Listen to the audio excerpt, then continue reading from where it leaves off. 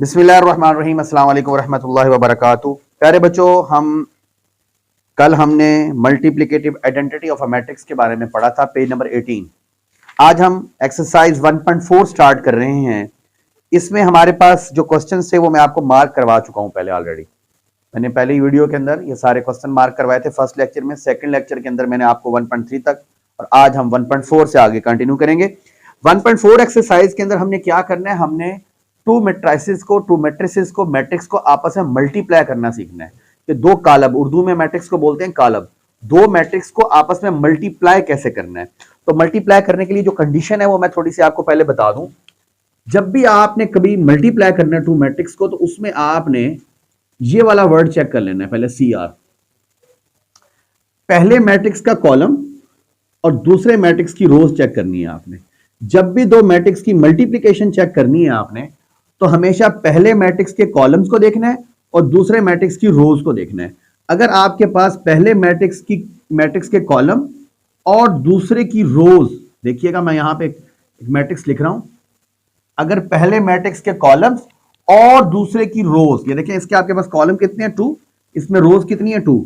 अगर ये इक्वल है तो इसका मतलब है प्रोडक्ट पॉसिबल है, अदरवाइज प्रोडक्ट पॉसिबल ही नहीं है। The product of two matrices is possible when the number of columns of first matrix is equal to the number of rows of second matrix. जब ये दोनों चीजें बराबर होंगी तब हम कहेंगे कि मैट्रिक्स आपस में मल्टीप्लाई हो सकते हैं। अब क्वेश्चन नंबर 1 का कोई पार्ट अगर पेपर में आ जाता है तो उसमें सिर्फ यही बताना है कि क्या पॉसिबिलिटी है इसकी आपस में मल्टीप्लाई होने की या नहीं। तो आप किसी भी क्वेश्चन को अगर आप करेंगे, फॉर एग्जांपल हम एक ही क्वेश्चन इसका करते हैं। क्वेश्चन क्या है जी, हमारे पास एक क्वेश्चन कर रहा हूं मैं, इसको आप देखेंगे और उसके बाद मैं आपसे भी पूछूंगा कि हमने क्या चीज ऑब्जर्व की है इसमें।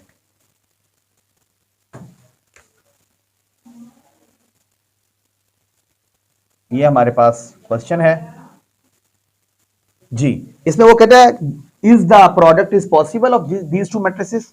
चेक करेंगे, क्या चेक करने का मैंने तरीका बताया। आपने उसका कॉलम और रोज का क्राइटेरिया चेक करना है कि पहले के कॉलम और दूसरे की रोज बराबर हैं। इसके कॉलम देखें कितने हैं, कॉलम नंबर 1 और कॉलम नंबर 2 है। इसकी रो नंबर 1, रो नंबर 2, इसके अंदर कॉलम 2 है, उसमें रोज 2 है। इसका मतलब प्रोडक्ट पॉसिबल है। बस इस क्वेश्चन में सिर्फ इतना ही बताना है और नीचे लिख देंगे product is possible, product is not possible अगर नहीं होगा तो। इसके बाद हम आते हैं दूसरे क्वेश्चन की तरफ, क्वेश्चन नंबर 2 में।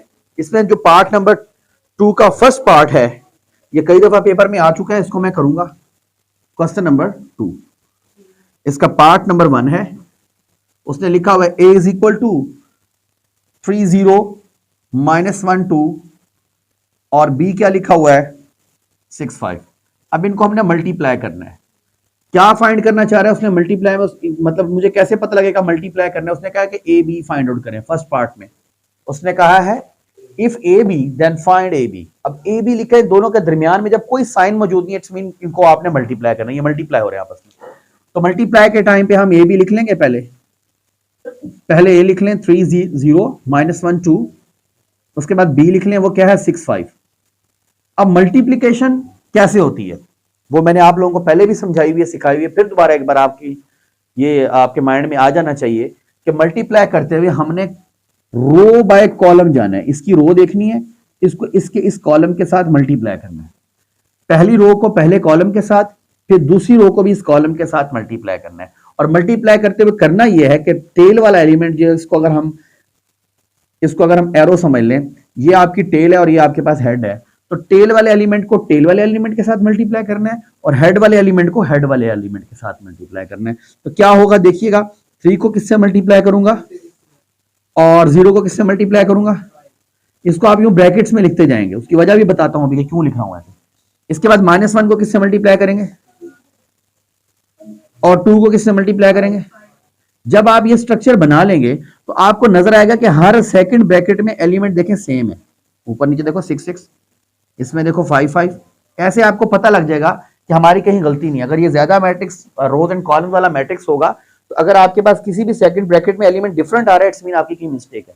और अगर आप जो फर्स्ट वाले एलिमेंट्स को देखेंगे तो देखें 3 -1 वही ऊपर वाला मैट्रिक्स नजर आएगा, 0 2 देखें 0 2 नजर आ रहा है। तो ऐसे आपको गलती जल्दी मिल जाएगी, ऑब्जर्वेशन में आ जाएगी कि हम कहीं मिस्टेक तो नहीं कर रहे। अभी आगे हम मजीद लॉन्ग क्वेश्चन करेंगे, एक आता तो आपको समझ आ जाएगी। 3 6 18 5 0 0 6 1 द 6 and 5 2 द 10। तो इसके बाद हमारे पास आ गया 18 और 4। तो ये बेटा आपका आंसर आ गया। नेक्स्ट क्वेश्चन की तरफ चलते हैं। इसके जो पहले 4 पार्ट है ये मैंने आपको इंपॉर्टेंट के तौर पे लगवाए थे। ये 4 इतने इंपॉर्टेंट है कि इसमें से एक अक्सर पेपर में आ जाता है और है भी छोटा सा क्वेश्चन। मैं इनमें से कोई एक क्वेश्चन करूंगा, आप देखें। क्वेश्चन नंबर 3 है। क्वेश्चन 3 का मैं पार्ट नंबर करना चाह रहा हूं।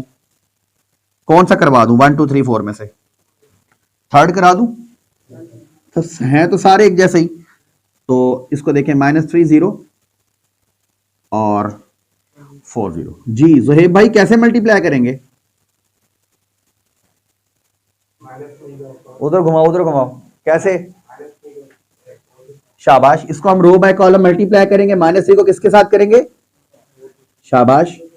और उसके बाद 0 को किसके साथ मल्टीप्लाई करेंगे? प्लस लगा के। शाबाश, वेरी गुड। अब आपके पास क्या आ रहा है? 3 4 द -12, 3 4 द -12। 0 का 0 से मल्टीप्लाई करेंगे 0, -12 और 0 को प्लस करेंगे तो क्या आ जाएगा? -12। वेरी गुड, ये आपका आंसर आ गया। ये क्वेश्चन नंबर आपके पास 3 था। इसके बकिया पार्ट्स ऐसे ही हैं, आप लोग खुद कर लेंगे। अब हम करने लगे हैं क्वेश्चन नंबर 4 का एक पार्ट करते हैं, पार्ट नंबर ई। ये भी एक इंपॉर्टेंट पार्ट है, कई दफा पेपर में आ चुका है। क्वेश्चन है जी हमारे पास -1 2 1 3 0 0 0 0। देखो कितना आसान क्वेश्चन है, ये कई दफा पेपर में आया हुआ है। अब आप लोगों को मैंने कल बताया था कि अगर किसी भी मैट्रिक्स को हम इसके साथ मल्टीप्लाई करेंगे तो आंसर क्या आएगा? 0 ही आएगा, क्योंकि ये है क्या? Null matrix. नल मैट्रिक्स किसी के साथ भी मल्टीप्लाई होगा तो रिजल्ट तो 0 आएगा। लेकिन आपने प्रोसीजर पूरा करके दिखाना होगा। तो प्रोसीजर तो बहुत आसान है, मेरा इसको स्पीडी करूंगा। आप लोगों को पता है रो बाय कॉलम मल्टीप्लाई करना है। पहले हम इस रो को कॉलम से, फिर इस रो को करेंगे। ये सब बच्चों को आता है, इसलिए मैं इसको क्विकली करूंगा। 2 को 0 से मल्टीप्लाई कर लें, फिर -1 को 0 से मल्टीप्लाई कर लें, फिर 2 को 0 से मल्टीप्लाई कर लें। समझ आ रही है ना? फिर अब इसकी बारी, 1 को 0 से मल्टीप्लाई कर लें। प्रोसीजर पूरा होगा। 3 को 0 से मल्टीप्लाई कर लें, 1 को 0 से और 3 को भी 0। तो आपके पास 0 + 0 0 + 0 0 + 0 0 + 0। तो आपके पास क्या आ रहा है? Null matrix. तो ये भी एक इंपॉर्टेंट पार्ट था, मैंने कहा चलो आपको करवा दूं। इसके बाद नेक्स्ट क्वेश्चन नंबर 6 पे आ जाएं। क्वेश्चन नंबर 6 का जो पहला और दूसरा पार्ट है ये भी इंपॉर्टेंट है और ये बहुत ही आसान है। क्वेश्चन नंबर 6, इसका पार्ट नंबर 1 कर रहा हूं। अब मल्टीप्लाई तो सब बच्चों को करना आ गया है ना? और अब मैं इसको करूंगा डायरेक्ट। ध्यान से देखिएगा। सबसे पहले हम इसका लेफ्ट हैंड साइड करेंगे। लेफ्ट हैंड साइड में आपके पास आ रहा है ए बी का transpose is equal to, question mark लगा रहा हूं क्योंकि मैं पहले ए बी निकालना चाहता हूं। ए को लिखूंगा, बी को लिखूंगा। ए और बी के एलिमेंट्स आपने बुक से डायरेक्ट लिख लेने। इनको मल्टीप्लाई करेंगे, इसको प्लस माइनस करेंगे, आपके पास आंसर आ जाएगा -10 -17 2 और 4। या आपके पास क्या निकलेगा? A B. फिर आप इसका क्या कर लोगे? ट्रांसपोज निकाल लोगे। समझ आ रही है? तो -10 17 को हम यूं लिख लेंगे और 2 4 को हम यूं लिख लेंगे। तो ये आपके पास इसका लेफ्ट हैंड साइड आ जाएगा। राइट हैंड साइड में भी आप दोनों का ट्रांसपोज लेकर उनको आपस में मल्टीप्लाई करोगे, यही रिजल्ट निकलेगा। ये इंपॉर्टेंट क्वेश्चन था, मैंने इसका भी आपको हिंट दे दिया। वैसे ये वाले क्वेश्चन जो है ना अलग से भी सॉल्व करके एक प्लेलिस्ट बनी हुई है, उसमें ये सारे क्वेश्चन हैं, यानी पूरी एक्सरसाइज ही सॉल्व हुई हुई है। नेक्स्ट एक्सरसाइज पे चलते हैं। हाँ जी 1.5 की जाने 1.5। हाँ सॉरी, यहाँ पे -17 है। इसके बाद हम चलते हैं एक्सरसाइज नंबर 1.5 पे। इसमें 2 पार्ट मैंने मार्क करवाए थे आप लोगों को। Find the determinant of the following matrices. और मैंने ये बताया था कि ये 2 जो मार्क क्वेश्चन है लाजमी नहीं यही वाले आए। जो क्वेश्चन मैं करवा रहा हूं इनके रिश्तेदार भी हैं, मतलब इनके साथ वाले वैसे ही है ना। अच्छा, मैं ये आपको बताना चाह रहा था कि जो क्वेश्चन मैं बोर्ड पे करवा रहा हूं लाजमी नहीं कि आप एग्जैक्ट यही वाले याद करके पेपर के लिए तैयार हो जाएं। ये सारे करने का मकसद सिर्फ ये है कि आप लोगों को तमाम क्वेश्चन का थोड़ा थोड़ा टेस्ट जो है ना वो चेक करवा दिया जाए। इनके रिश्तेदार भी पेपर में आ सकते हैं, साथ वाले हमसाये जो हैं। एक क्वेश्चन कर रहे हैं, फर्स्ट पार्ट कर रहे हैं तो सेकंड आ सकता है, सेकंड कर रहे हैं तो फर्स्ट भी आ सकता है, क्योंकि सेम है ना, वैल्यूज का थोड़ा डिफरेंस है, बाकी क्वेश्चन तो सेम है। तो अब हम 1.5 में जब क्वेश्चन करेंगे तो उसमें भी ऐसा है, क्वेश्चन 1 के 4 पार्ट्स हैं, कोई भी पार्ट आ सकता है। अब क्वेश्चन 1 और 2 दोनों सेम है, 1 में भी वही काम करना है, 2 में भी वही करना है। 1 में सिर्फ डिटर्मिनेंट निकालना है, 2 में हमने ये बताना है कि सिंगुलर कौन सा है और नॉन सिंगुलर कौन सा है। तो हम दोनों को एक ही पार्ट में एक्सप्लेन करूंगा मैं, एक ही जगह पे। अब आप देखिए, अगर कोई भी मैट्रिक्स हो आपके पास, मैं बस ऐसे एग्जाम्पल के तौर पे कर रहा हूं, अगर आपके पास कोई भी मैट्रिक्स है, फॉर एग्जाम्पल ये मैंने एक मैट्रिक्स लिखा है, इसका अगर आपने डिटर्मिनेंट निकालना है तो फर्स्ट ऑफ ऑल आप ये डिटर्मिनेंट के साइन इसके लिए लगाएंगे।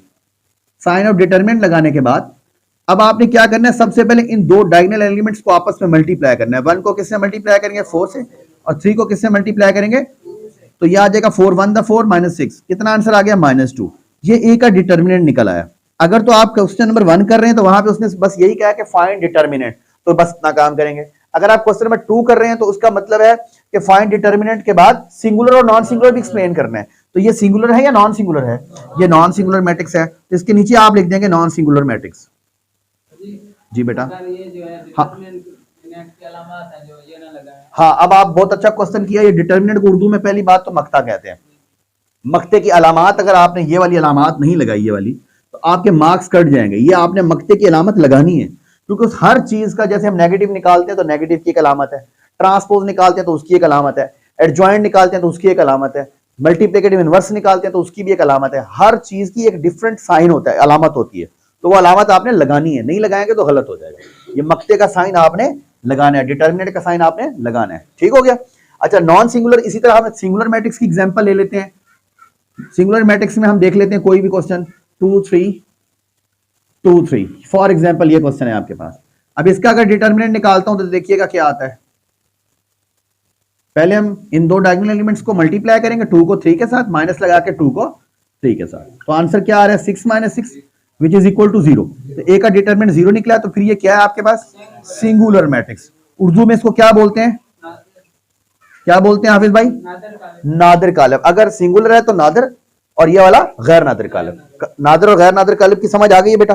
अच्छा, इसके बाद हम चलते हैं क्वेश्चन नंबर 3 की जानिब। क्वेश्चन नंबर 3 में उसने कहा है find the multiplicative inverse of the following matrices. हमने मल्टीप्लिकेटिव इनवर्स निकालना है, यानी उर्दू में इसको क्या कहते हैं, ज़रबी माकूस निकालना है। शाबाश। हमारे पास जनाब ये एक हाफिज साहब बैठे हैं जो उर्दू मीडियम के हैं और माशाल्लाह बहुत टैलेंटेड बच्चे हैं, हर चीज की फौरन ट्रांसलेशन कर देते हैं। हाँ? अच्छा, अब हम क्या करने जा रहे हैं जी, क्वेश्चन नंबर 3 मल्टीप्लिकेटिव इनवर्स निकालना है, यानी कि ज़रबी माकूस निकालना है। ज़रबी माकूस आपने जैसे बोला वैसे बोलने की कोशिश कर रहा हूं मैं भी। मल्टीप्लिकेटिव इनवर्स में 3-4 पार्ट है, इसमें कोई भी पार्ट आ सकता है। पहली बात आपको यह पता होनी चाहिए, अगर कभी किसी भी मैट्रिक्स का डिटर्मिनेंट 0 आ जाए, यानी सिंगुलर मैट्रिक्स आ गया, तो फिर उसका सोल्यूशन पॉसिबल नहीं है, उसका मल्टीप्लिकेटिव इनवर्स नहीं निकलेगा। ठीक है, जैसे इसका पार्ट नंबर 3 है। जबकि अगर कोई और पार्ट हम करते हैं जिसका डिटर्मिनेंट 0 नहीं निकल रहा, बाकी जो 3 पार्ट हैं उनके डिटर्मिनेंट 0 नहीं निकलेंगे। किसी भी मैट्रिक्स का अगर डिटर्मिनेंट 0 आ गया तो उसका मल्टीप्लिकेटिव इनवर्स पॉसिबल नहीं है। अगर 0 नहीं आया तो इसका उसका मल्टीप्लिकेटिव इनवर्स पॉसिबल है। तो 1 2 3 4 पार्ट्स हैं। इसमें से मैं आपको पहले कोई भी पार्ट कराता हूं। पार्ट नंबर कौन सा कर लें जी, 1 करें, 2 करें, 3 तो 0 वाला है, कौन सा करवा दूं, 2 पार्ट जी, 2 की डिमांड आ गई, 2 पार्ट कर रहे हैं।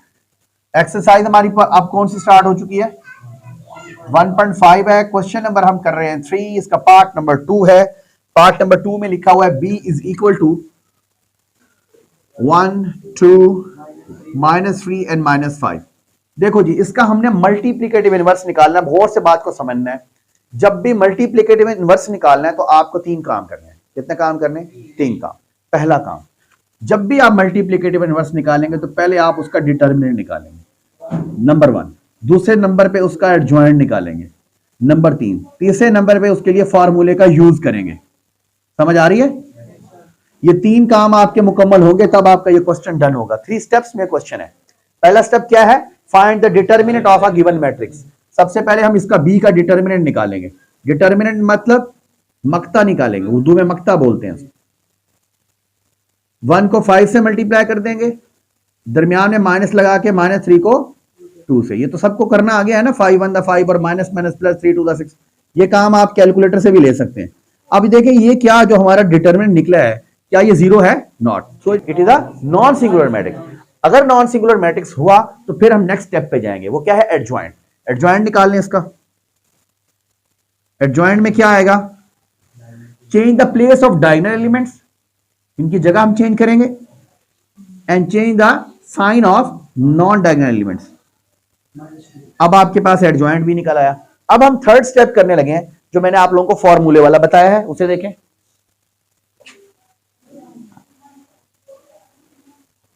थर्ड पार्ट में क्या आएगा, ए का multiplicative inverse which is equal to 1/a determinant adjoint of a।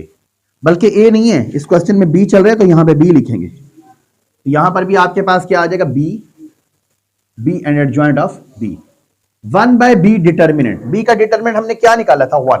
यहां 1 आ जाएगा और एडजॉइंट में क्या आएगा, एडजॉइंट में आपके पास -1 -2 एंड 3 1, -5 -2 3 1। 1/1 का मतलब 1 ही है, 1/1 का मतलब 1 ही है। 1 को अंदर मल्टीप्लाई करें कोई फर्क पड़ेगा, तो यही आपका आंसर आ जाएगा। b का मल्टीप्लिकेटिव इनवर्स क्या निकला।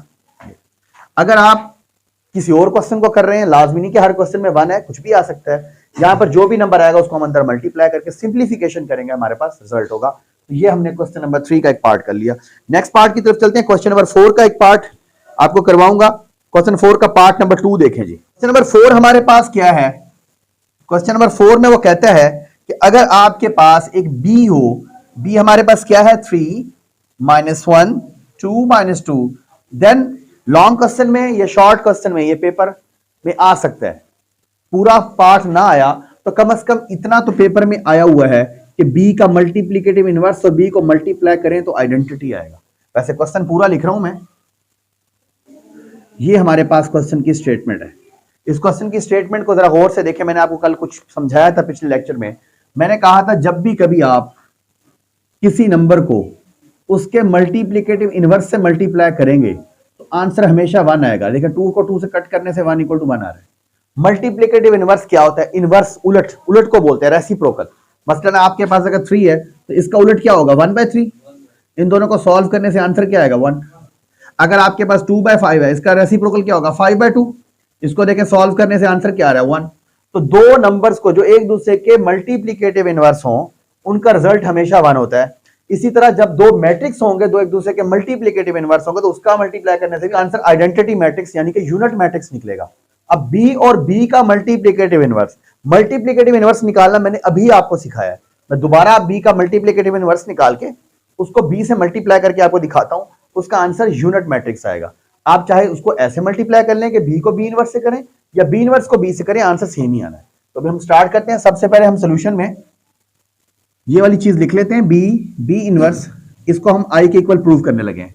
सबसे पहले आप देखें b तो हमारे पास है, हमारे पास b का मल्टीप्लिकेटिव इनवर्स नहीं है।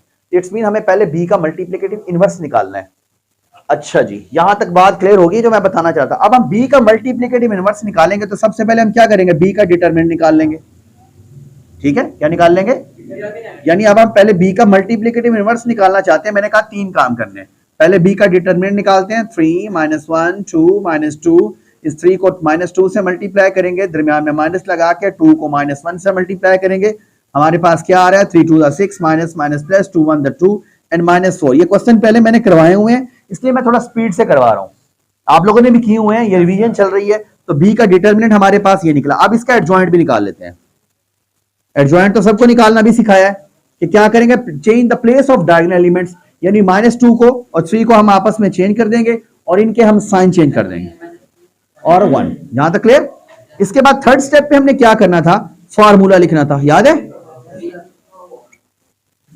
इसमें हम फार्मूले में वैल्यूज पुट करेंगे। 1/b डिटरमिनेंट क्या निकाला है, -4, और एडजॉइंट ऑफ b हमने क्या निकाला है, -2 1 -2 3।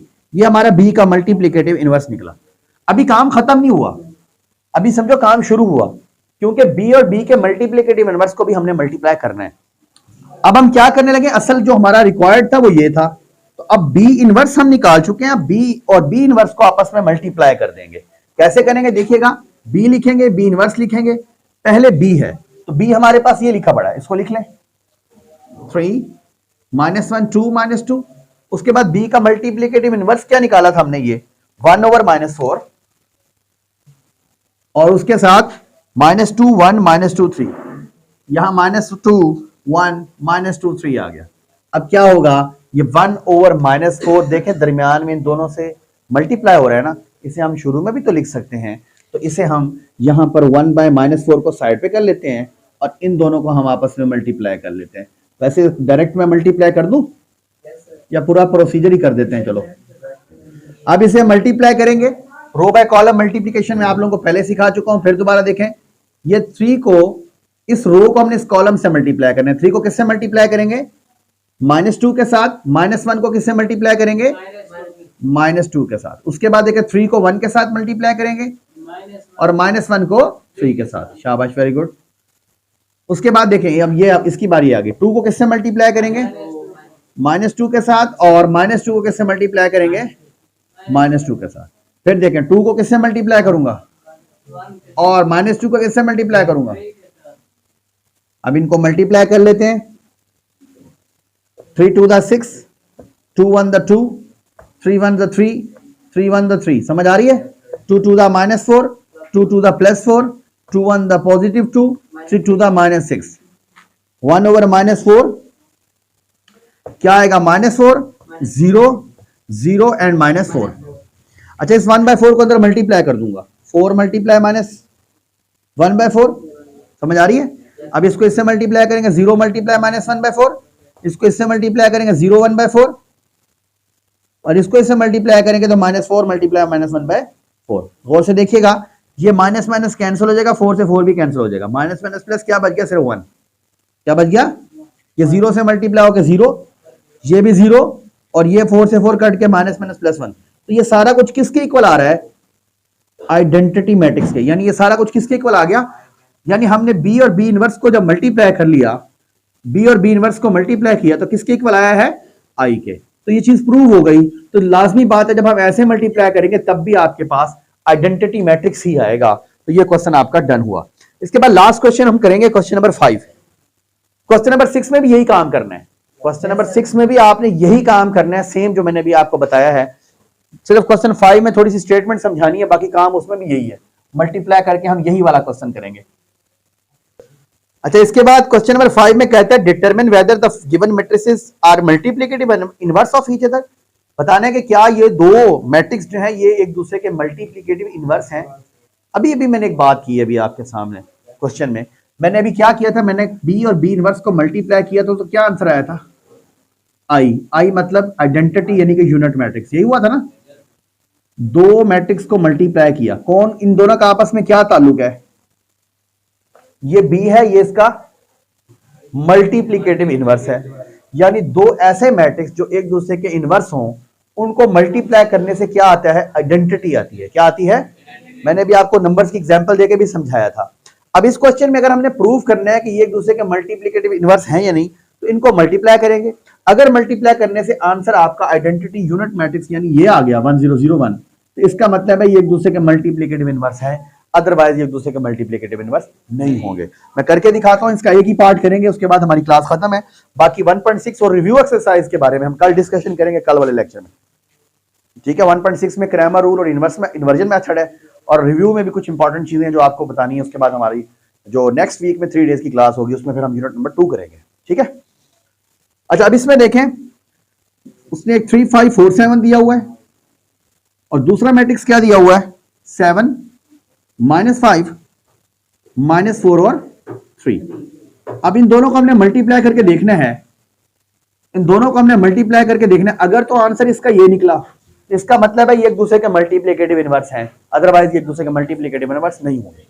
अब देखिएगा, मल्टीप्लाई तो सबको करना आ गया है। रो बाय कॉलम हमने मल्टीप्लिकेशन करनी है। 3 को किससे मल्टीप्लाई करेंगे? चलो भी हर बच्चा एक एक स्टेप बताए। हाँ भाई, आप बताओ, आप क्या अब कौन सा मल्टीप्लाई करेंगे? किसको किससे करेंगे? 5 को -4 के साथ। फिर देखो 3 को किससे करेंगे? आप बताओ, बैठ के बस अपना बताते जाएंगे। 3 को करेंगे -5 के साथ, और फिर 5 को किससे करेंगे? 3 के साथ। अच्छा, अब क्या होगा? 4 को किससे मल्टीप्लाई करेंगे? और 7 को किससे करेंगे? उसके बाद 4 को किससे करेंगे? फिर प्लस लगा के 7 को किससे करेंगे?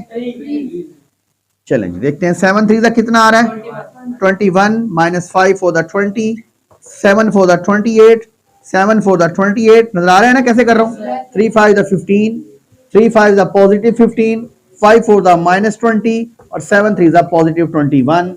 अब इसका रिजल्ट निकलने वाला देखते हैं क्या आता है। इसका 1 आ गया, इसका 0 आ गया, इसका 0 आ गया और इसका क्या आ गया? 1। तो हम नीचे लिख देंगे yes they are multiplicative inverse of each other. Yes के नीचे आपने लिखना है। क्वेश्चन में उसने पूछा ही है, आप उर्दू में क्या लिखेंगे? हाँ जी हाँ, ये दो कालिब एक दूसरे के ज़रबी माकूस हैं। तो यूं आपका लेक्चर बेटा एंड हुआ। कल इंशाल्लाह हम 1.5 रिव्यू और बाकी चीजें करेंगे और फिर नेक्स्ट क्लास में हम यूनिट नंबर 2 स्टार्ट करेंगे। अल्लाह हाफिज।